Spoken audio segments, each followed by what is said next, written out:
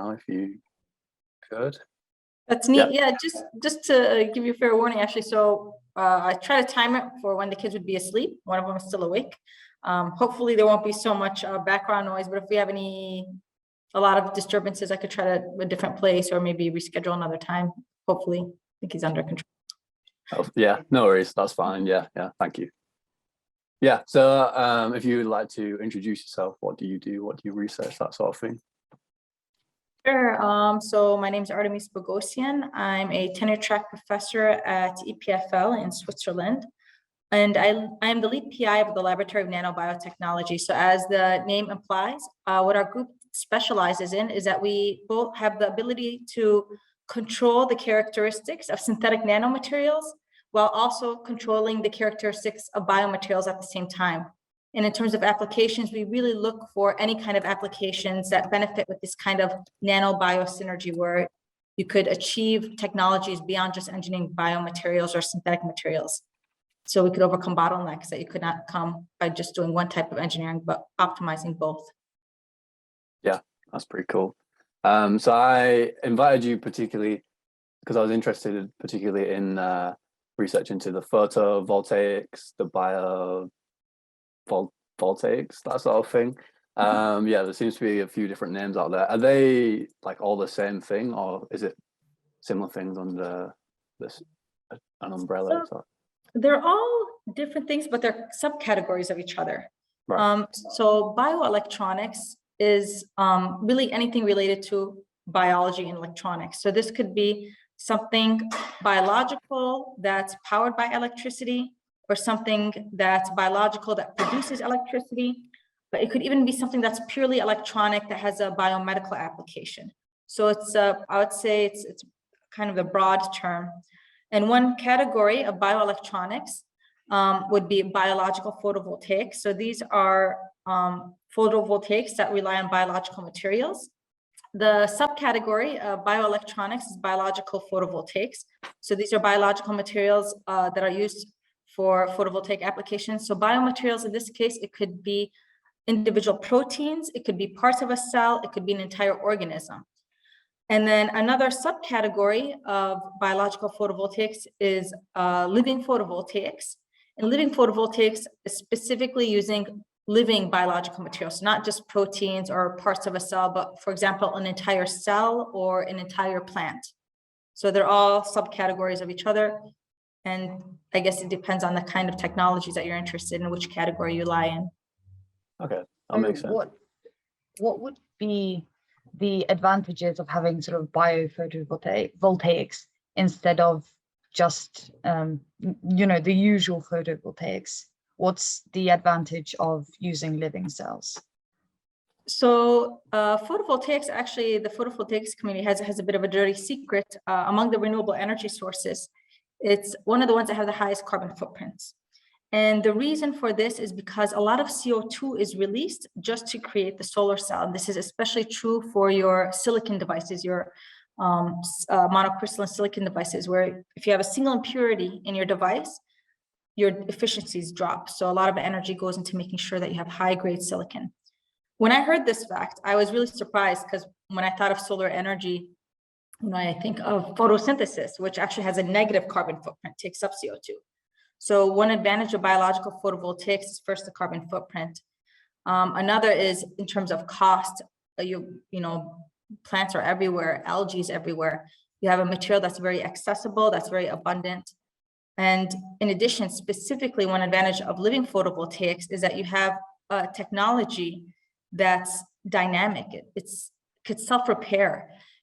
It's self-reproducing. So this is a material scientist's dream, to have a material that can reproduce itself. It's not like we go to a factory and we build each microbial bacteria cell. It just replicates it. So this is another advantage of using specifically a living photovoltaic.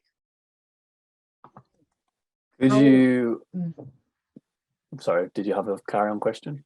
Yeah, sort of how far into the process are these biophotovoltaics being produced at the moment? So the specific area of biophotovoltaics, they're all at different levels depending on which area. So if you're looking at proteins, The technology, I think that's probably one of the oldest technologies people have been using, isolated proteins in photovoltaics or isolated parts of cells in photovoltaics for decades now. Though so far they have not been used for commercial application because of limitations of protein stability. So they're more to do fundamental studies. What is the maximum possible efficiency I could get if I just put the protein directly on an electrode? And the idea is, okay, building from there, when I use a living cell, I can't expect to have more efficiency than that. Well, that's the general idea. The biological photovoltaics is also, when I say biological, I mean this other category is living photovoltaics, is a little less developed because only recently have researchers really started to use whole cells for photovoltaic applications.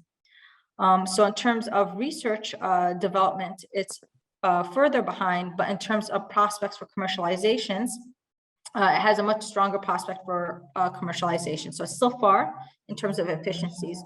But that being said, there are already biological technologies that serve as a springboard that could help advance and accelerate this field. So for example, microbial fuel cells, these are already commercially available technologies, and they even use whole photosynthetic organisms to create biofuels on an industrial scale.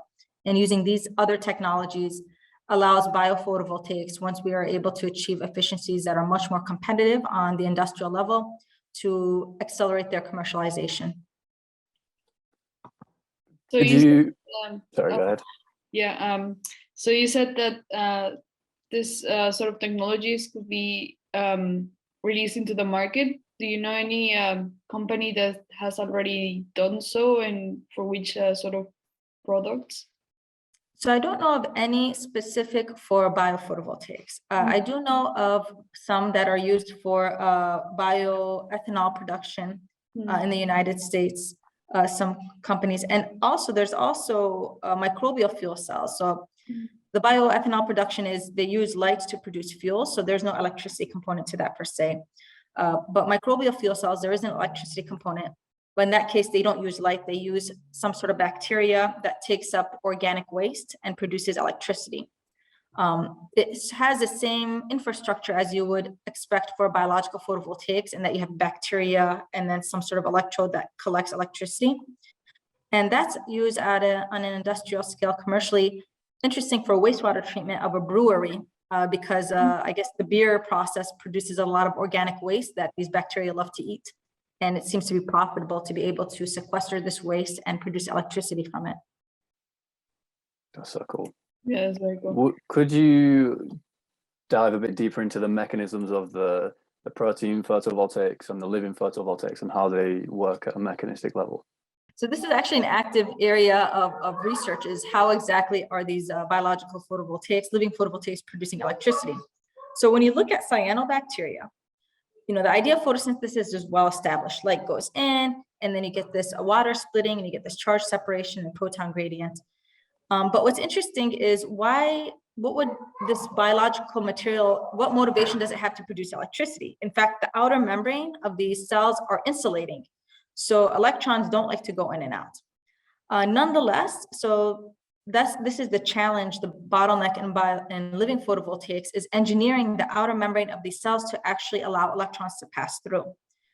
That being said, scientists have measured, though very small, electricity production from naturally available cyanobacteria. The mechanism is still quite elusive. Some people prospect, okay, maybe there's some mediators that are being secreted, and it depends on the microbe. Some other scientists argue maybe there's pili that's allowing electrons to go in and out. But in terms of cyanobacteria, this mechanism is not very well established. And so most of the research is focused on, this is a nanobio interface. Can we bioengineer the bacteria so that it's literally in its DNA to be a photovoltaic? Can we reprogram a bacteria so that the outer membrane wants to export electrons, it wants to produce electricity?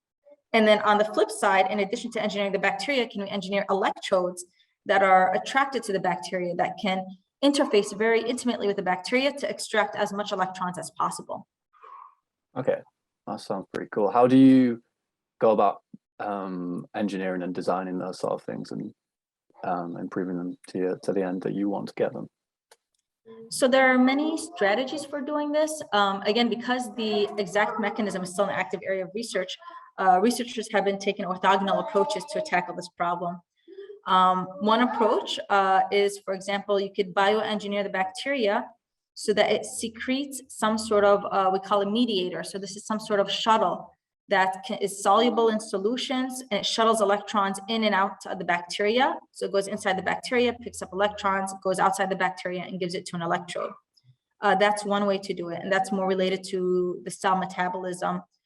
Another way is, for example, you could engineer wires. You could either do this bioengineering mechanism, and some people have tried to engineer wires that are conductive. So this is still in its infancy.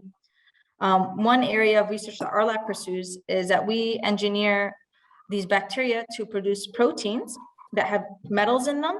And these proteins are located in the outer membranes of the bacteria. So it makes the outer membrane very conductive.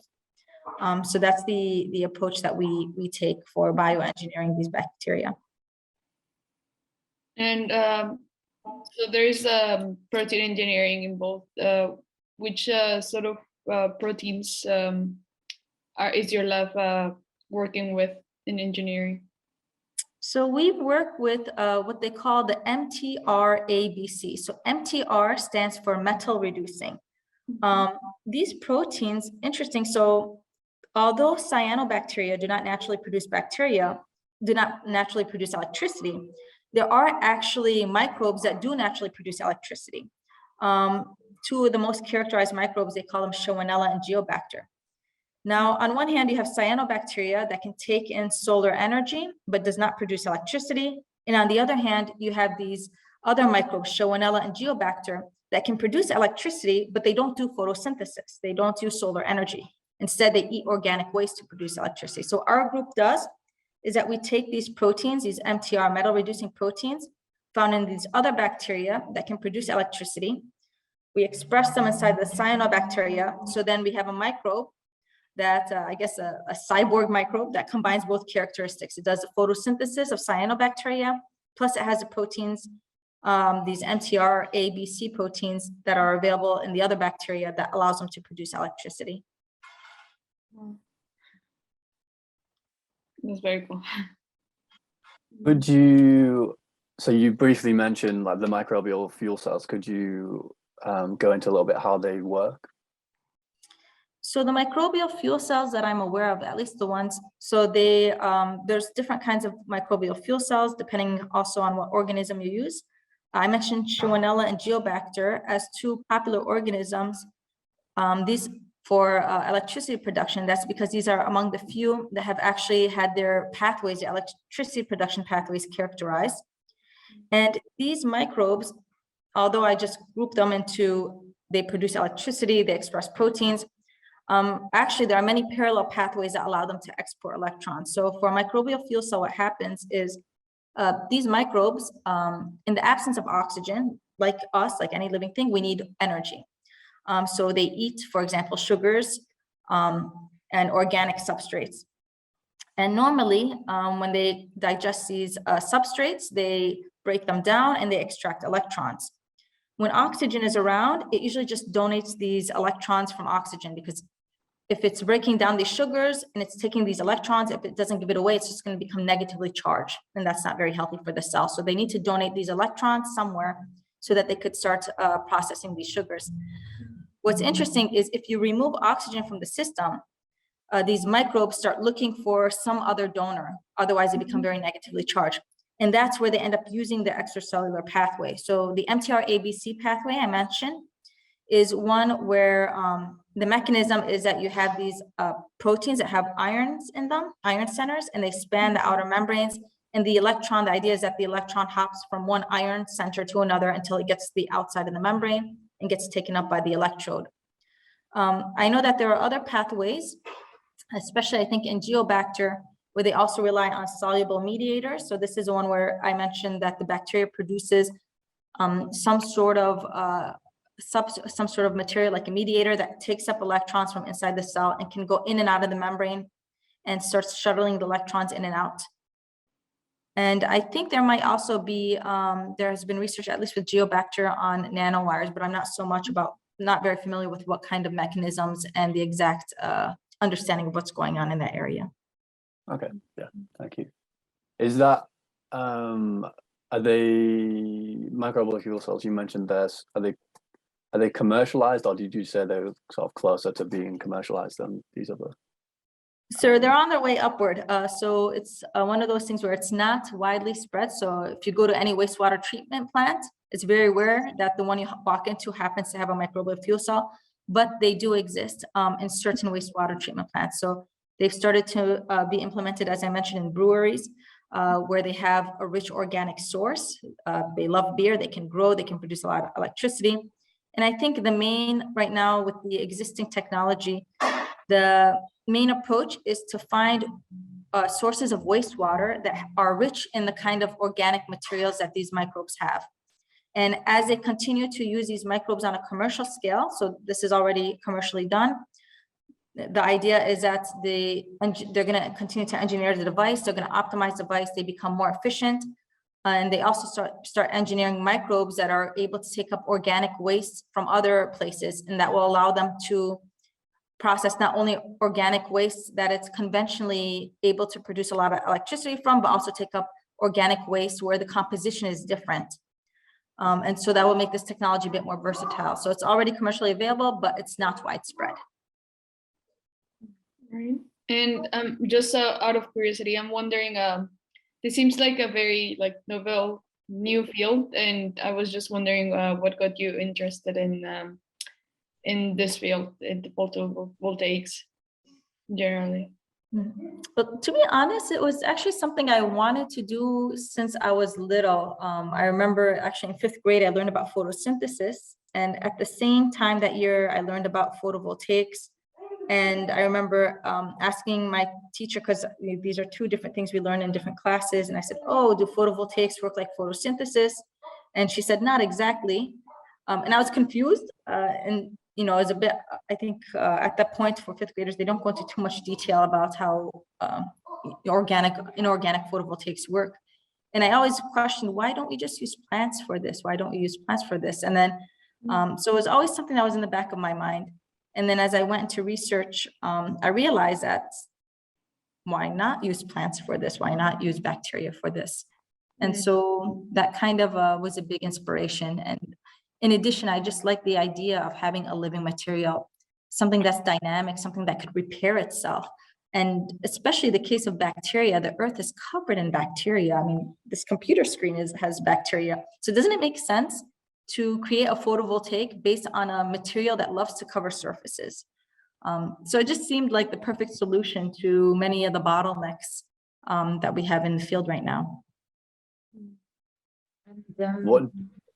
Go ahead. So how does the nanotechnology come into this? Why would you use nanotechnology in combination with sort of bioengineering and synthetic biology? So the nanotechnology, so a lot of times people throw nanobiotechnology around and it's become a buzzword. And it's actually, this is unfortunate because there's actually a rationale behind why nanotechnology. So there's two reasons. The first is in biology, if you're trying to solve biological problems, all the interesting interactions happens at the nanoscale. When you look at DNA replication, protein expression, if you could control interactions at the nanoscale, you could control biology. So it seems natural fit that being able to control nanomaterials and being able to control anything at the nanoscale level would be an important skill to have if you want to start studying biology. The second reason, and is the reason that our lab mostly exploits, is just from a purely material scientist perspective.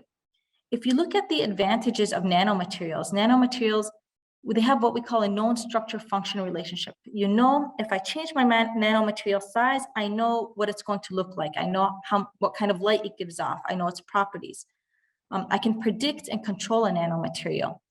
And nanomaterials are very stable, very reliable. They emit light over wide ranges of wavelength.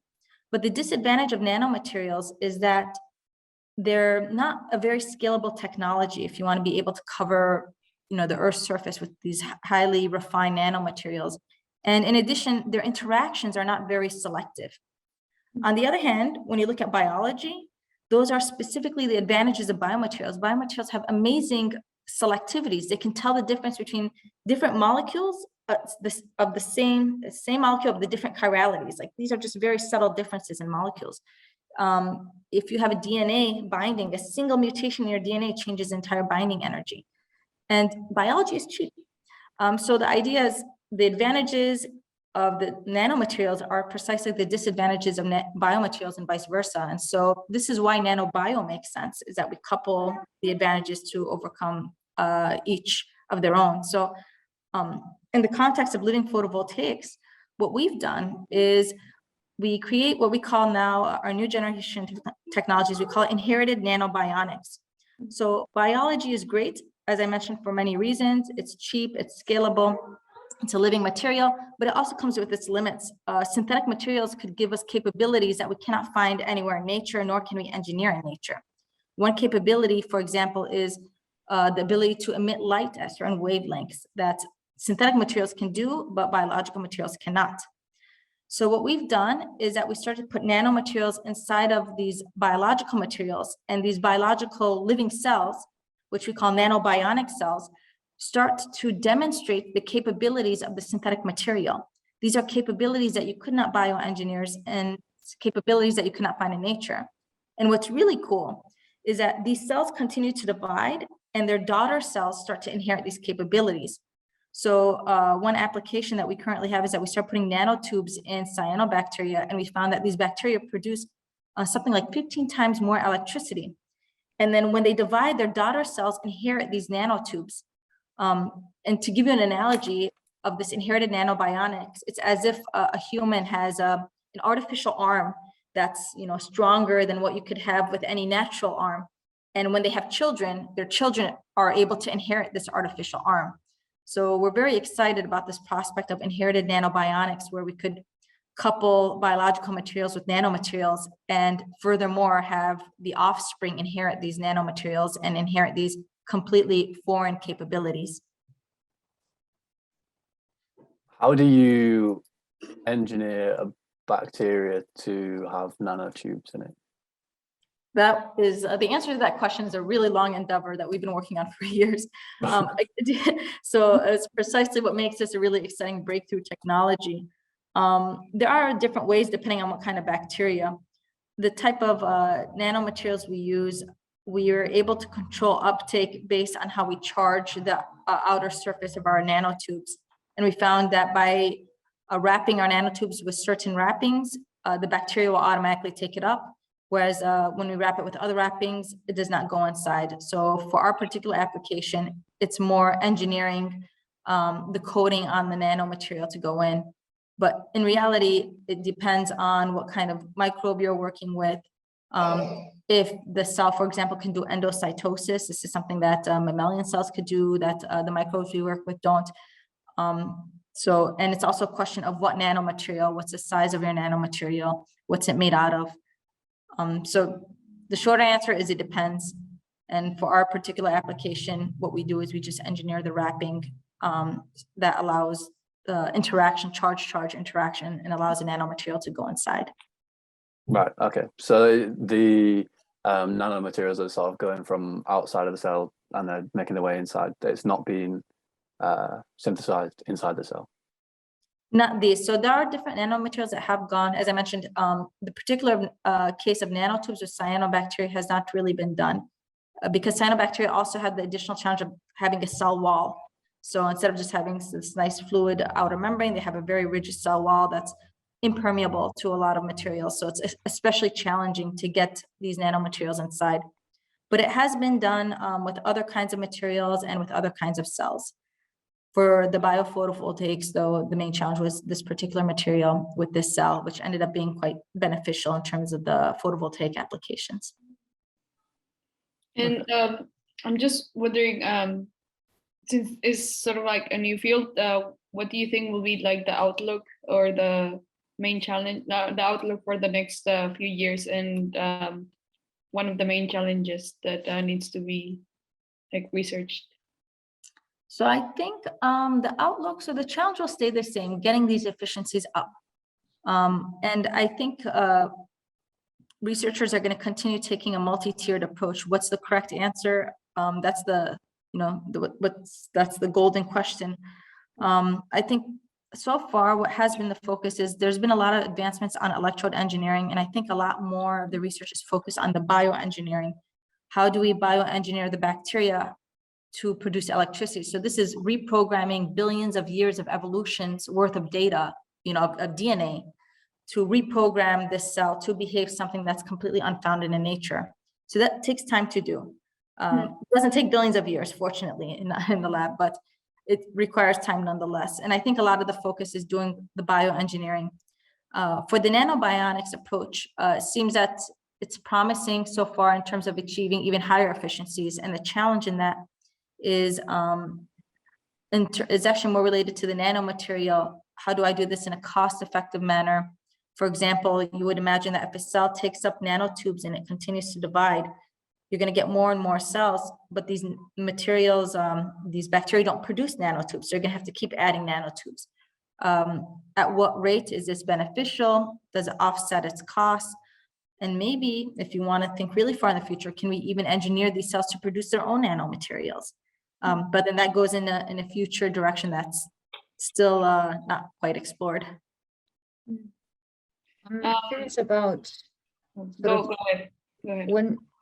When determining sort of to use sort of nanomaterials for different purposes, how do you determine which nanomaterial is best to use?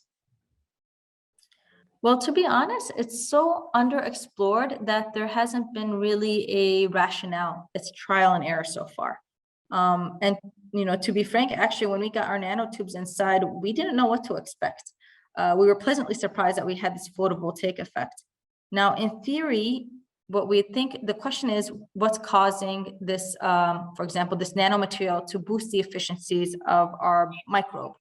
One approach is, let's choose a nanomaterial that's conductive, that's metallic, because maybe then it will help the microbe become more conductive and allow it to export electrons more easily. Another way to approach it is maybe the opposite. Rather than having something metallic, have something that's semi-conducting.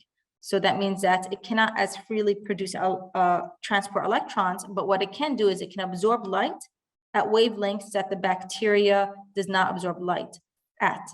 So I guess what I'm getting at is which nanomaterial. Right now, that remains an open question because there are many approaches to try to tackle this. You could either tackle this by improving the conductivity. So you'd want something that's conductive or metallic, or you could do this by trying to expand the amount of solar energy that the microbe can absorb. So what you would want is something that's not metallic, but something that's good at absorbing light and producing charge separations, for example.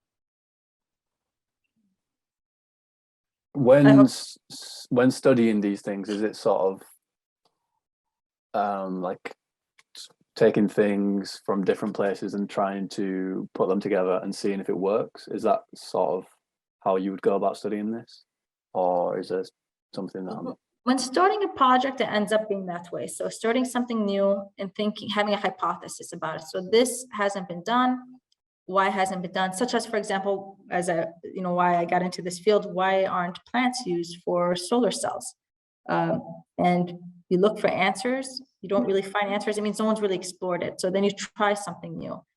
And then, of course, we're scientists, so we don't just try things at random all the time, but it gives us a starting point to see where we're at, what the limitation is. And then the next step is to identify, okay, this works or this doesn't work. If it does work, how does it work? So that I know how to more rationally design my next step. So if I know, for example, my nanotubes are making my cyanobacteria more conductive, and that's what's making them produce more electricity, then I know, okay, I'm going to start using only metallic nanotubes. Or if I know that my nanotubes are absorbing more light and allowing my cyanobacteria to produce more electricity because of that, then I say, okay, I'm going to start using semi-conducting nanotubes. And then the next step is why nanotubes? Let me find other semiconductors that might have better band gaps. So it's an iterative approach. And of course, we learn from what we've done in the past. I hope that answers your question. Yeah, that definitely. Yeah. And I was just curious, I've read up about synthetic minimal cells. Do you think that, where basically the scientists are trying to basically engineer the cell, well, where the pathways are basically all known. Do you think to some extent it could be integrated to or modified to be more effective in producing electricity, or do like science, will it be better to just look at the organism that already does it and try to just sort of modify it to be more effective in a specific application? Oh, so does this mean they're building a cell from the ground up where they know all the pathways? Or I'm not very familiar with this field actually. Just there has been some research on building minimal cells, or where this like know all the pathways, and so they can better engineer the cells. That's an interesting question, because I don't know, to be honest, because there are two ways to think of it. On one hand, what's nice about a cell with complex pathways is that there's a bit of an equilibrium. If something goes too much or too little, there's something that could balance it out. So there's a reason why, and when you think of it from evolutionary standpoints, there's a reason why this has evolved to this local optimum. But that being said, it was evolved to survive, not necessarily evolved for the purpose that we are interested in. And that also being said, it does not mean that everything's optimized. One famous example is CO2 sequestration from plants. So they use this protein called rubisco, which although takes up CO2, it's not very efficient at it. And it's always been a question, okay, plants have undergone so much evolution, why is this protein not working so great? And the answer is, it didn't need to, it just needed to be good enough to survive, right? And so, just because it took a long time to make doesn't mean it's the best. So then in which case you could argue that this approach that you mentioned with this bottom-up construction of a cell would be better, because then you could engineer from the start pathways that are efficient. But on the other hand, I would imagine that it would take many, many years to be able to get to a level where you have something as robust and dynamic as what you have with existing systems. So I wouldn't know which approach is better, but I could see advantages and disadvantages for both. Right. Yeah, that makes sense. Do you think, so you mentioned sort of this, the fact that sort of the cells, when you put sort of nanotubes into cells, they can actually pass it on to the next generation of daughter cells. Do you think that there are any problems with sort of having bacteria sort of essentially inherit nanotubes and these novel characteristics? So there's kind of I guess a twofold question is whether it hurts the bacteria and whether it hurts the applications for the environment.